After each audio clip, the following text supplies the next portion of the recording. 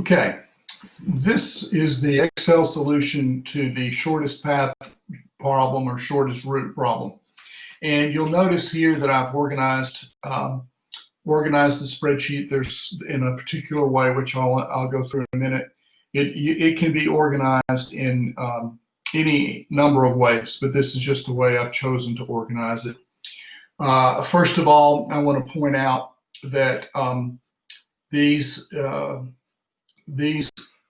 cells here are data that I've just entered. And you'll notice that there's, if you will, there's 19 of these different cells, and I've labeled each one of these with the specific path that it coordinates, that it corresponds to. So this is the path from origin to location A, and of course it takes 2 units. This is from origin to B, and it takes 5, origin to C, and takes 4, and so on and so forth, all the way out to here's D to T at 5, and then E to T at 7. And if you count these up, there's 19 different pathways. Now these blank cells along row 8 from C8 to U8, 19 of them, these are decision variables. Okay, and we're going to leave those cells blank. So this, when we solve this, this is going to tell us which paths that we're going to take. The next thing is the objective function. And here, this is the function that's in here. I'm going to copy this function, and then I'm going to put it right adjacent to this. So this function is this sum product function. Let me move that over. Oops, move that over for you. And that's the function that's in this objective function cell. All right, now let's look at the constraints. You're going to see that the supply constraint is here, and you'll notice this is the sum of these 3 cells. It's the cell corresponding to OA, OB, OC. So those are the supply cells. And again, this is just the number 1. We're going to set that equal to 1.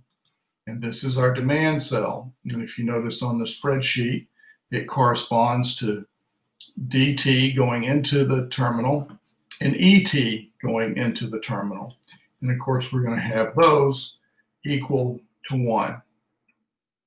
And now these below, these are the other 5, so we've got our 1 supply, our demand, and then our 1, 2, 3, 4, 5 balance constraints. And in each cell is those paths that are going out of A. So what's leaving A is really, there's 2 ways to do that. There's anything with A in that corresponds to A as the first letter.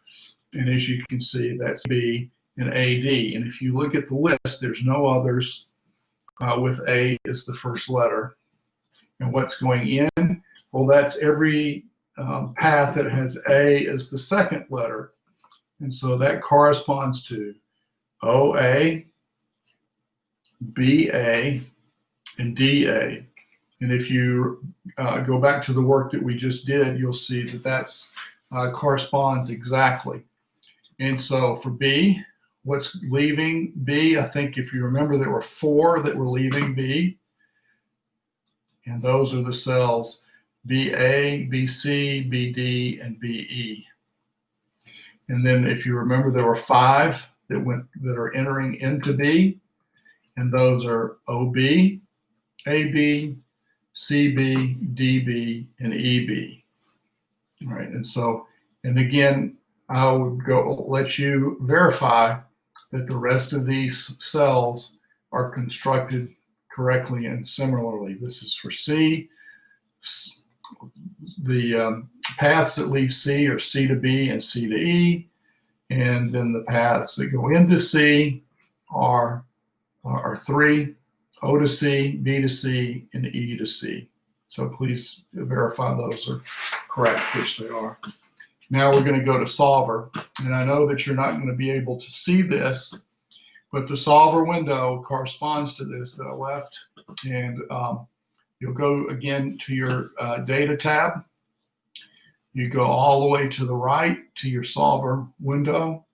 Click on that. The solver window comes up, which you can't see.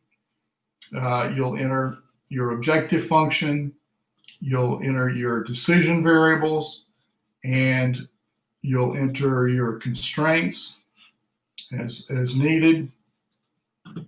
And then you'll click make unconstrained variables non-negative, select simplex, solve. Solver finds a solution, and then this is the solution. And what I'm going to do is I'm going to highlight these cells, or I'm going to fill these cells with blue, with a light blue.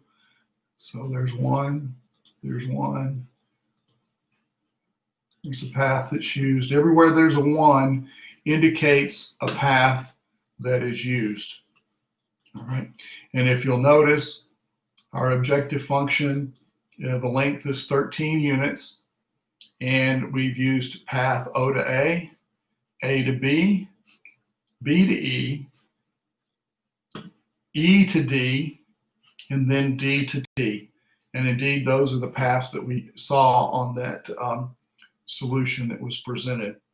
So I will leave this Excel file on D2L for you to look at and play with and verify. And you'll notice here, I'll point out another thing. You'll notice here, we went through every location except C. C was not used at all. So that again corresponds to the solution that we have. And we have our supply, we have 1 out, and we have one in. So everything balances, and this is your solution. So I hope this makes sense. Again, as always, let me know if you have questions.